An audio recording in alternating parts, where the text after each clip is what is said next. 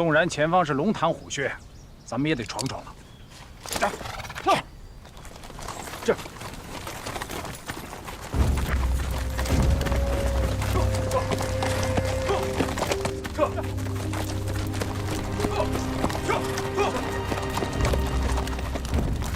控制为师，有埋伏，有埋伏！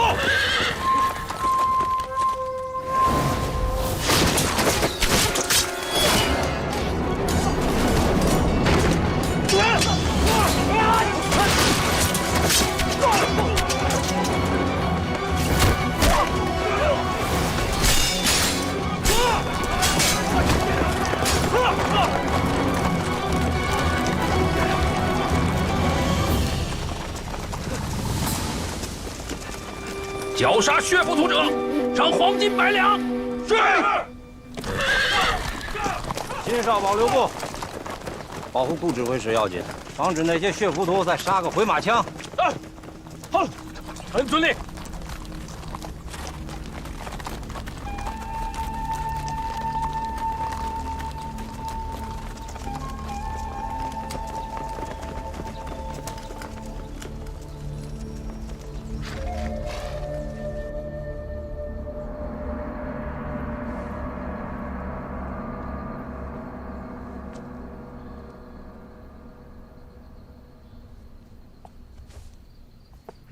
星夜来访，有什么急事吗？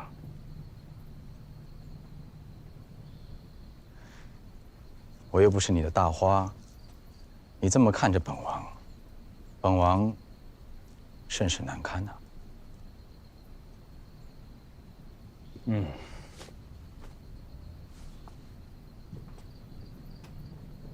一将功成万骨枯。 我方才只是在想，在我辅佐殿下登上天子之位，成为一代明君的路上，要埋下多少枯骨，断送多少深闺梦中人的性命，这一切是否值得呢？紫燕兄，一直以来。 是你想辅佐本王成为一代明君，本王从未想过。我只想帮我三哥平冤，还他清白，这个就足以了。殿下说的是，紫燕也是。答应你三哥，君子一言，一诺千金，我能怎么办？发生了什么？ 怪我儿女情长，忘了我刚才说的吧？到底发生了什么？方才一阵血雨腥风，像噩梦一般，为什么独独留下心愿手活着回来？你不觉得这事颇为古怪吗？发生了什么？殿下，启禀殿下，方才宫中派人传陛下口谕，要您立即进宫。有说明是什么事儿吗？ 属下多嘴问了一句，说是太子剿灭了血浮屠。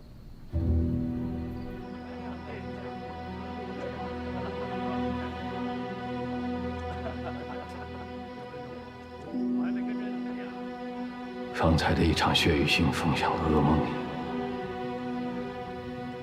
怎么就独独留着我活着回来？你不觉得此事相当古怪？ 金宇为刺杀案本就是捏造的，哪里有什么血浮屠啊？可如今太子是如何发现的呢？太子哥哥果然英明神武，想那顾指挥使查了几个月，连血浮屠的一根毛都没摸着。太子哥哥一出手，直接就把他们老巢给断了。哼！六弟来了。楚王殿下。 当我跟这些人交手的时候，我分明能够感到他们使的确确实实是血浮屠的手技与招式，而这些是燕王的手下万万不能做到的。辛某能够确认，这次的刺客真的是血浮屠。送人质。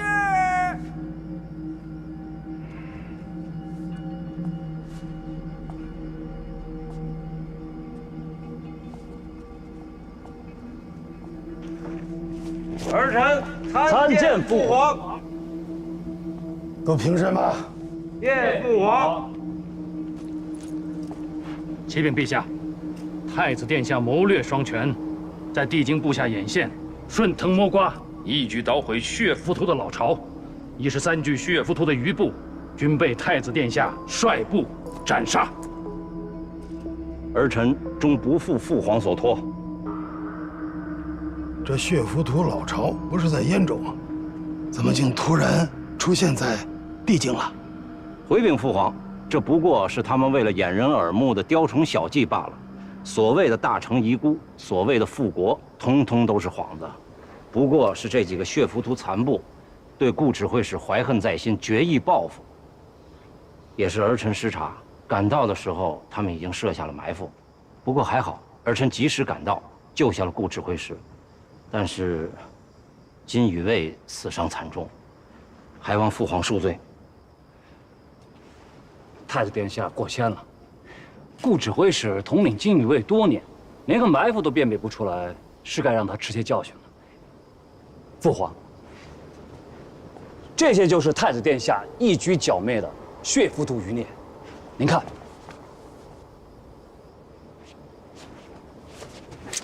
还他脸上那痦子生得跟怪物一样，谁会要他？启禀殿下，昨日一共有13名耕族失踪了。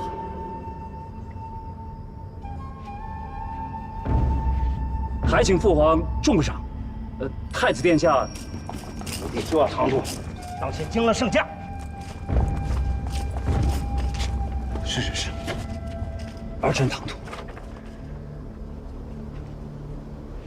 好，甚好。剿灭13名血浮屠余孽，的确是大功一件呐。朕恍惚记得，大越送了几匹狸马，可有此事啊？启禀陛下，确有此事，不过不是大越送的，是邱尚奇邱都督与大越谈妥马氏的安置。这可是我们第一笔交易呀。川儿也是尚武之人，就将这几匹狸马直接送到东宫。儿臣谢过父皇，你也辛苦了。儿臣不敢，这是儿臣分内之事。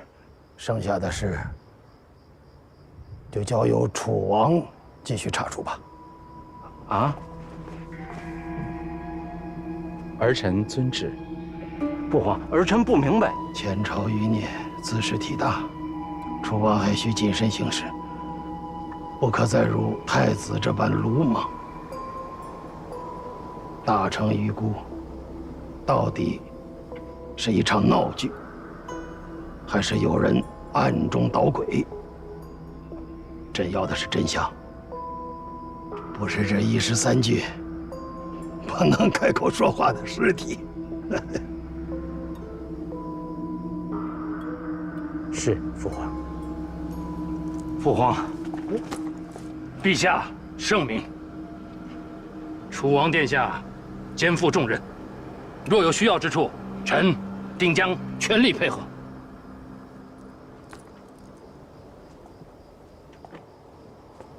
摆驾回宫。恭喜太子哥哥，恭喜！殿下，真了不起啊，太子哥哥。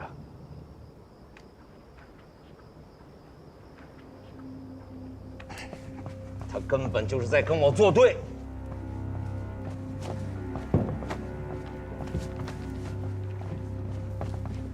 舅父，我真的有点乱了方寸了。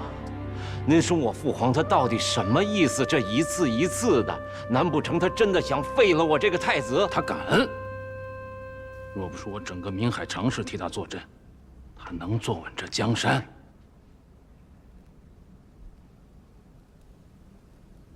宁毅因为他三哥宁巧跟咱们结下的是死结，现如今让他负责调查，我真的怕他生出什么幺蛾子。舅父，您怎么就能同意了呢？万一他弄出个大成遗孤来，太子，你怎么就忘了呢？舅父当日说过的话，何来大成遗孤？何为大成遗孤？我记得，顾恒手里抱着的就是大成遗孤，无错。舅父现在有一个办法，可以让大成遗孤一案彻底了结。陛下，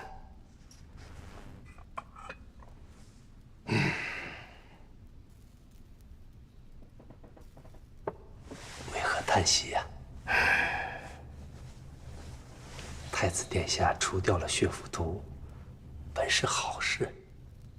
朕也希望它是个好事啊。是朕多心了，只不过，陛下在问起血浮屠老巢何以从燕州变成了地京附近时，太子虽对答如流，但似乎避重就轻了点儿。正是，似乎是防着朕有此疑问，早已经备好了答案。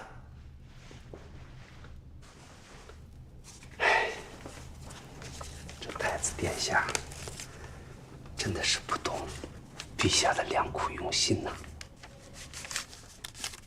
他总是有事瞒着朕，现在也只有宁毅，不是太子和常家之人。不知是否能查出点什么？可陛下，楚王殿下若真的查出点什么，难不成陛下想把太子……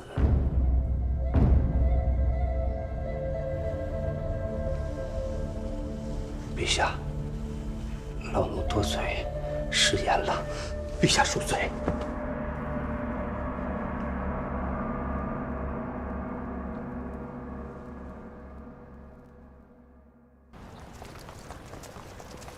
二位殿下，卑职无能。这血浮屠一案，卑职追查数月，却毫无线索。似乎这血浮屠乃凭空出现，又就地消失。唉，卑职还得仰仗二位王爷。这位是有伤在身，不必拘礼，先请坐吧。卑职不敢僭越。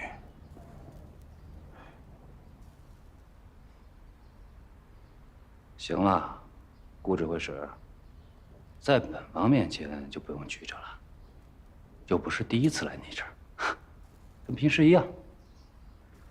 坐吧。孤言谢过二位王爷。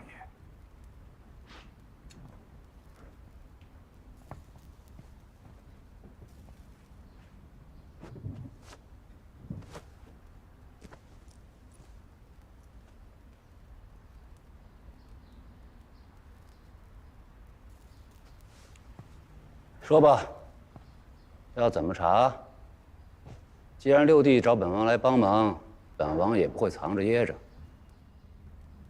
顾指挥使，你是真的没有线索吗？真的没有线索。怎么？六弟还怀疑顾指挥使有所隐瞒？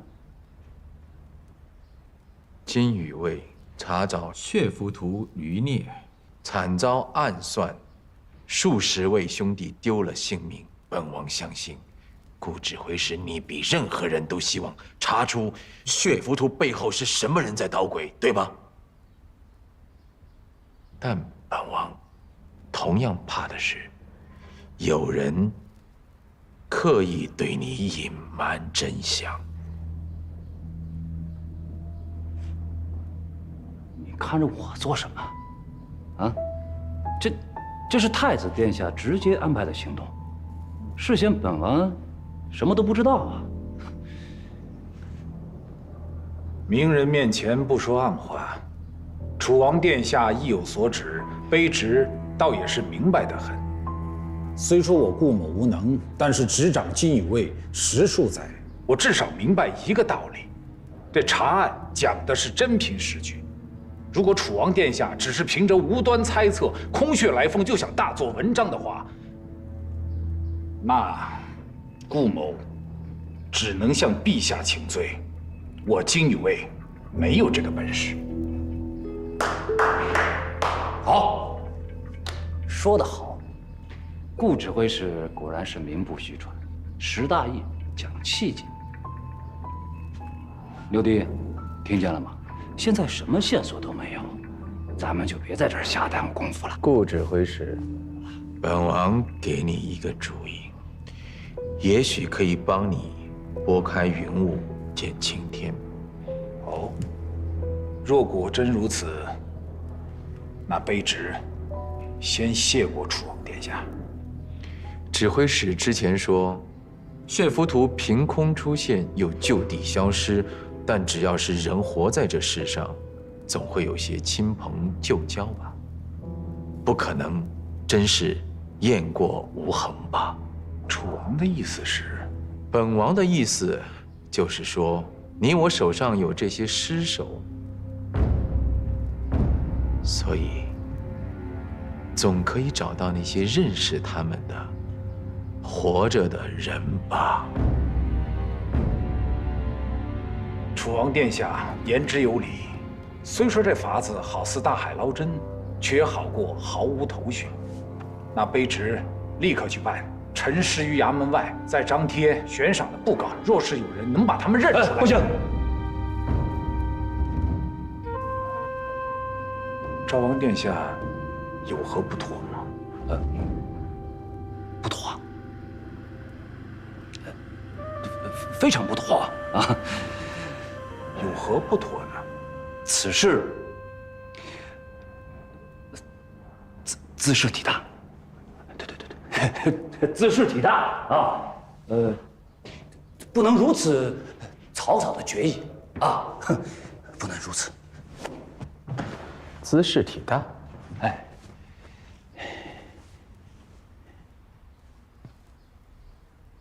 王兄，那本王就来揣摩一下。王兄，你是什么意思？可好？啊，陈尸之举太过血腥残忍，有违父皇以仁义治国之用心，可对啊？对，本王就是这个意思，啊，父皇宅心仁厚，对大臣旧臣也是多有怀柔。哦，朝中不乏像顾指挥使这样的两朝重臣，如此陈尸之举，令他们看到难免心寒呐。赵王殿下，此言差矣啊。卑职倒是赞同楚王。吴哥，还是你考虑的周全。王帝差点失了分寸，万一父皇有日会责备我。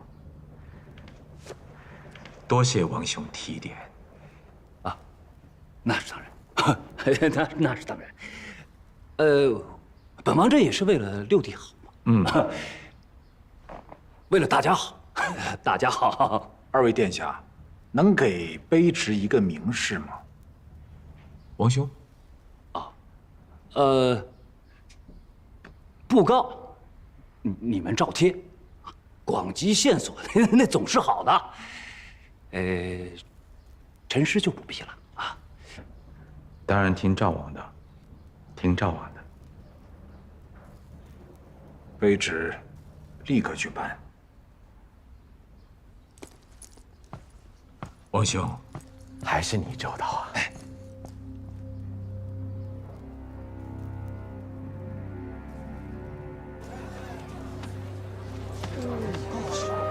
的是什么？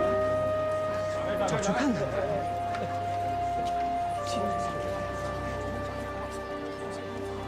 血浮屠？哎，这血浮屠是啥？这你年轻人不知道啊，这可是大成年间的事啊！大成还有一锅子，不都说是假的了吗？嗨，你管它是真的假的呢？现如今可是太平盛世了，谁还会关心他前朝的？哎，如果能关心得着，那可是天大的好事啊！这可是1000两黄金的赏金呐！1000两黄金？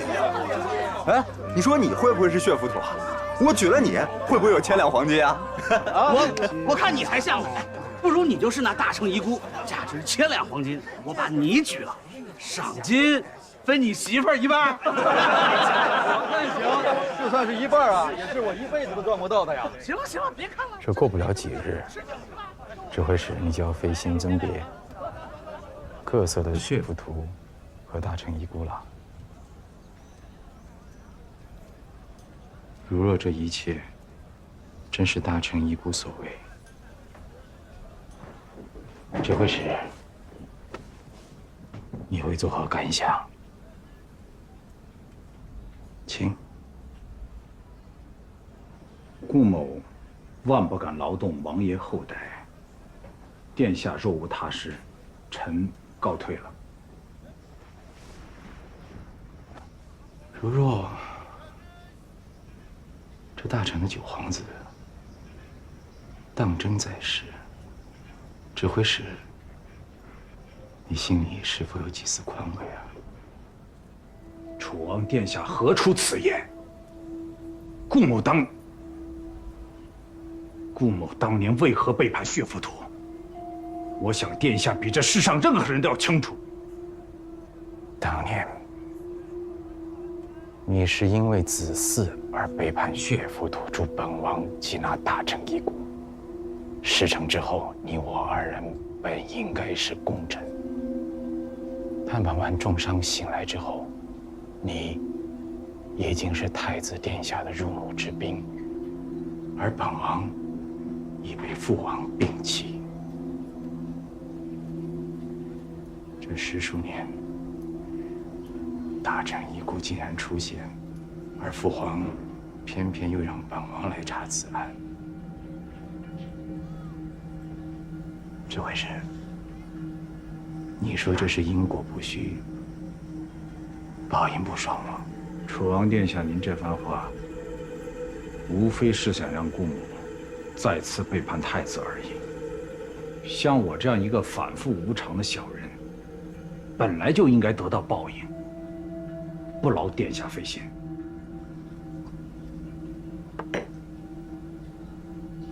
指挥使，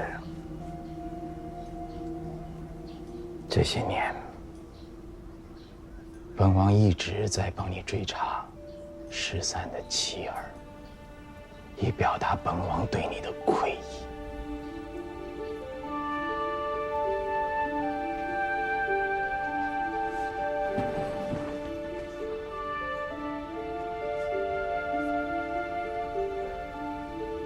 这是顾某娘子之物。是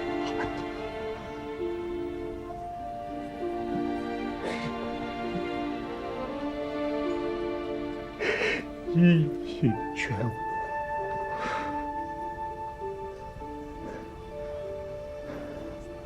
此物为何会在殿下手里？本王一直在帮你寻找啊，只可惜找到了这香包，其他的本王会继续帮你追查下去。只不过此事你也不要指望太子了，他的心思只在皇位。如果他真有心，你也不会18年还不能与亲人团聚。太子是何许人也？顾某18年前就看得清清楚楚。殿下说的没错，太子一心只在皇位。那您呢？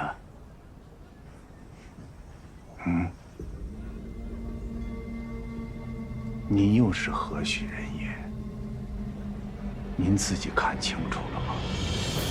一个8岁的孩童，拿着别人妻儿的性命做要挟，逼他成了一个叛贼，害死了自己的长兄，还要以一个尚在襁褓中婴儿的性命来换取太子之位。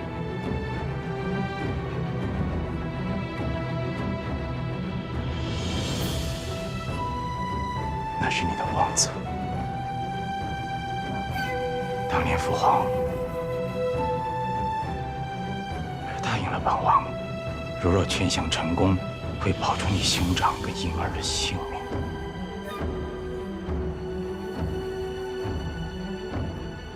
妄测！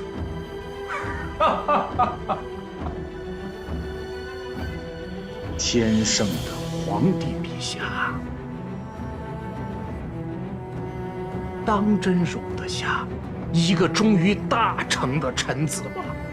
又当真容得下大成的遗孤吗？您可是想说，8岁时候的殿下，尚且是一个天真的孩童？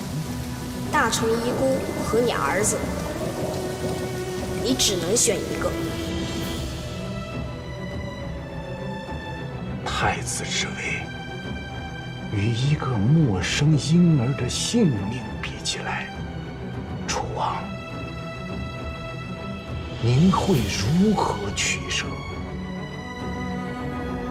扪心自问，您和太子又有何区别？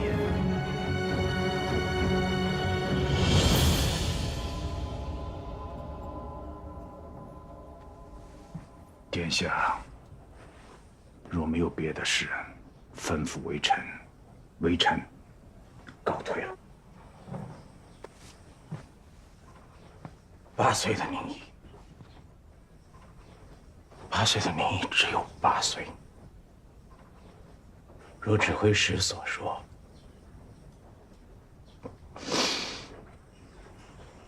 他确实是一个天真、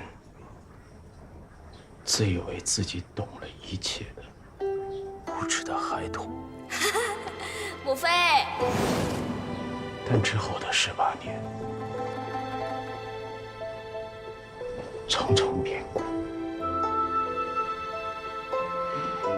他学到了很多，比如那活生生一条条的性命意味着什么。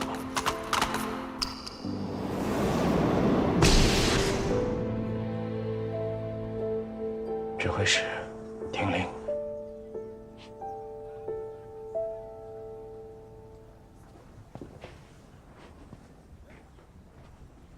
臣在。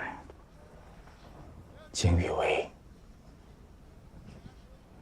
从今日起，全天暗中监视赵王明言，不得有误。若有半点泄露，军法处置。殿下说来说去，不过还是兄弟博弈权位之争，暗中调查皇子，此乃犯上之举，恕微臣不能听命。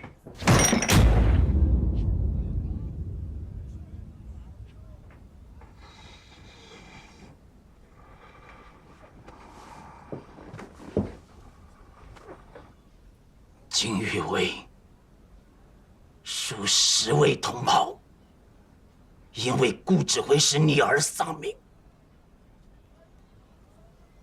你不想知道真相吗？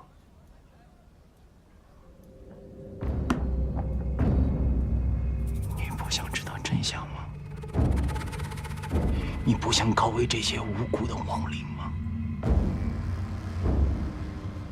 你想？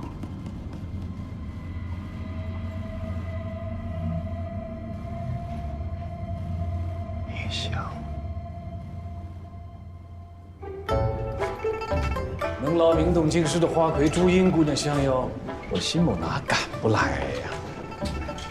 辛元首，哎，朱茵姐姐都在呢。不过是些子奇技淫巧的谋生玩意儿，哪比得了辛少保？天机子高徒，文韬武略，那才叫名动京师呢。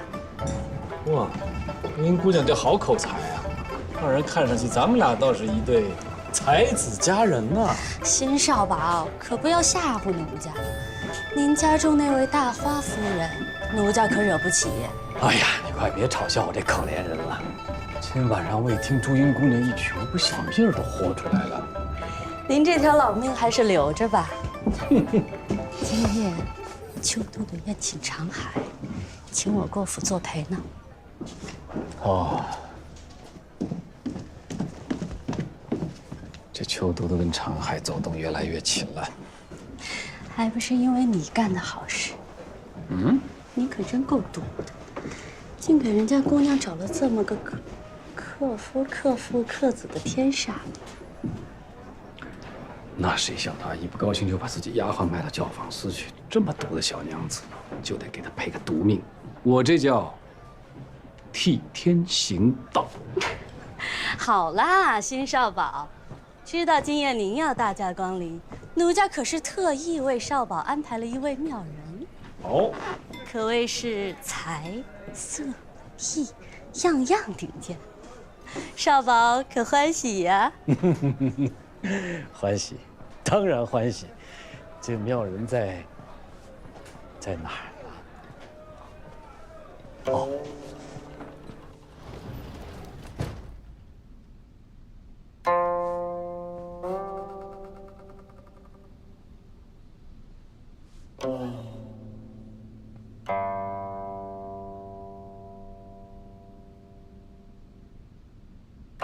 哎呀，弦弦掩抑声声思，似诉平生不得志。姑娘能否出来一见呀？姑娘这是何意？我不是害羞了吗？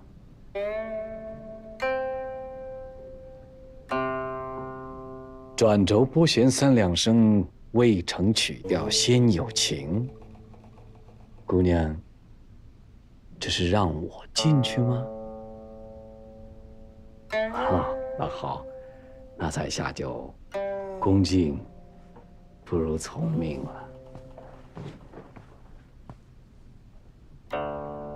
真是个妙人啊！那在下都吓坏了。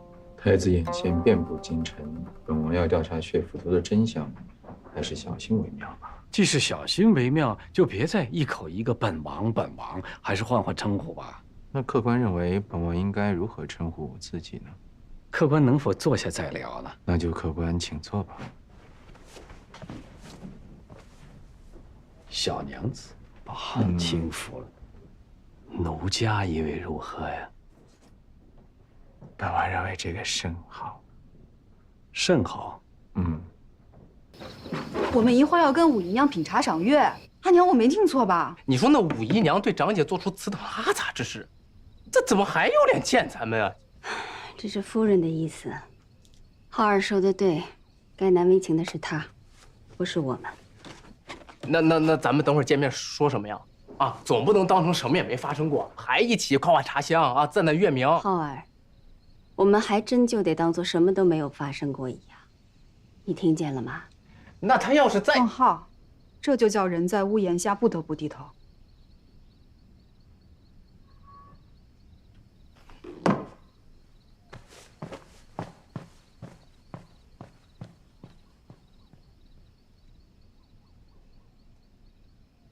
你是不是觉得那些尸体有些蹊跷？不但蹊跷，我还认为宁年已经明白这其中的蹊跷。好，那我这就派人暗中去调查此事。不过宁言如此鲁莽，他要是真的知道了什么，很快也会露出马脚来的。此次就不劳烦紫燕兄了，已经有人代劳了。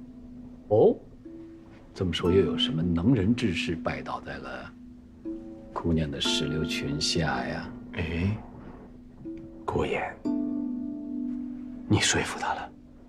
嗯。说服，哈，当年确实是本王逼他反了大臣，又累他兄长跳崖殉国。推己及人，换作是我，这样的死结也是很难解的。那你为什么还要让他去调查宁言？倘若他跟太子勾结在一起，那不是给了太子防范之机吗？高手对局，拼的是一个谋略的布局。有些时候还是要赌一下的。本王就要赌，太子心狠手辣，不达目的誓不罢休。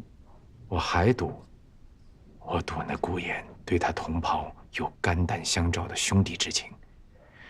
但是本王也只有这一次机会可以收服他，但前提就是他自己发现他自己的真相。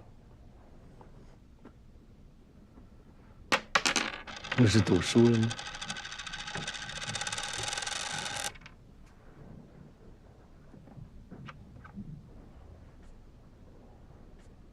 意外得到一枚棋子，弃了就弃了，为了顾衍，本王觉得值得。好啊，姑娘虽身处教坊司，倒是颇有几分明君之相啊。哦，客官还满意吗？满意，当然满意。谁？新少保，可还满意我们这儿新来的官人啊？满意，满意。肤白貌美，技艺纯熟，令在下流连忘返，乐不思蜀。不是说好了去邱府，出了什么事？不好说。邱都督差人回了我，今晚不用过府了。哦，说是常海请了邱都督去常府一聚。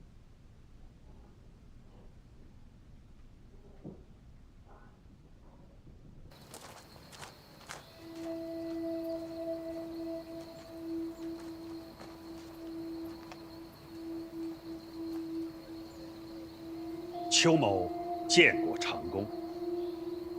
邱都督来了，跟常某过两招，切磋切磋。邱某不敢。邱都督这是怎么了？畏畏缩缩的，是把武德二字视为玩笑，还是瞧不起我常某人呢？既然长公那么看得起邱某，邱某得罪了。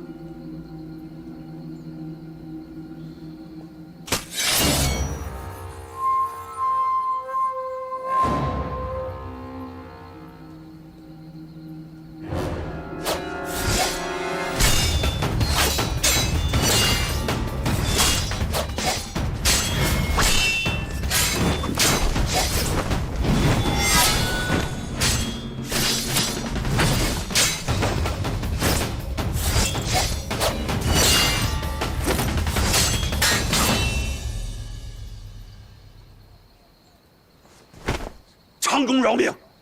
饶命！自打你暗自收留令妹之日起，邱都督的性命就已经搁在这剑尖上了。长公既然已经都知道了，那陛下是不是也因为此事才取消赐婚的？我邱某这么多年来，对你、对常家，那是俯首帖耳、忠心耿耿。求长公救我邱氏一门性命。那就要看，在你邱都督的心目中，是你邱家一家老小的性命重要，还是你们兄妹情深重要？这个是大越国送给老爷的新茶，是他们那边的特色。这个味道呢是有点奇怪，不过你们也肯定没有喝过，我就当是来给大家尝个鲜好了。如果你们不喜欢，少姐，干嘛呢？有苍蝇，你没听见？啊，有啊，这不知道哪儿来的玩意儿在这嗡嗡嗡，这烦死了！这个就苍蝇在哪儿啊？来，去拿东西来扇扇。让你再吵，让你再吵。哎呀，别动，飞了，在这儿。来，别动，别动，别动！哎，打死你我！嗨，哎，我等屋里。阿娘。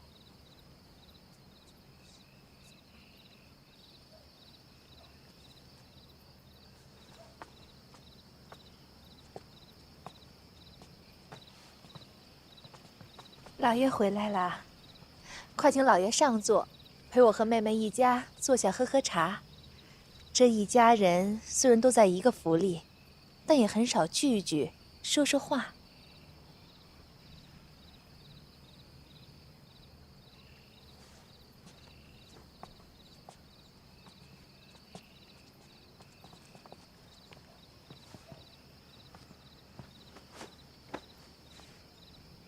知微和浩儿今年有18岁了吧？是。一晃眼啊，如今已是天盛18年了。想着为兄和小妹是这般年纪的时候，却是大成18年间。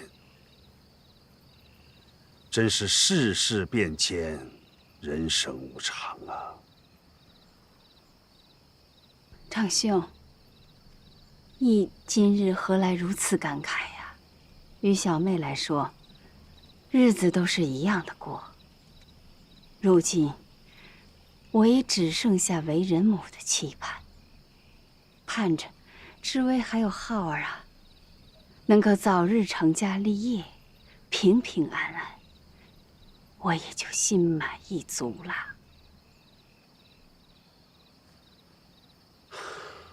先是血浮屠，如今又闹出了大成遗孤，哀帝9子，哪一个不是和你那个亡夫有着莫大的干系呀？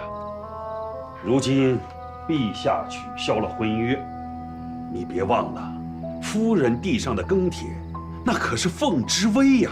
仅凭一副庚帖，陛下又怎会得知知微的身世？当真是可怜天下父母心呐！这眼看着就要清明了，之前姨娘做事莽撞又粗心大意的，这么些年来清明祭奠先人，居然把知微和奉浩的阿耶给落下了。哎，不知他姓甚名谁，忌日又在何时？奴婢之前做事多有得罪，就让奴婢为凤家做些什么，好将功补过吧。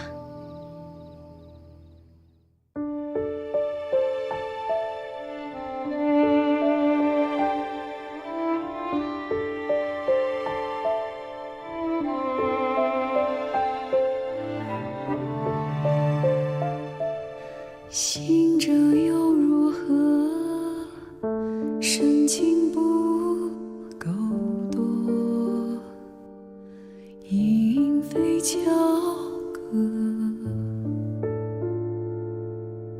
人间蹉跎，独自入奈何。寂寂又如何？无人证因果，忽见陌上多。清冷月色，纷纷往事多。风从指尖过再见，永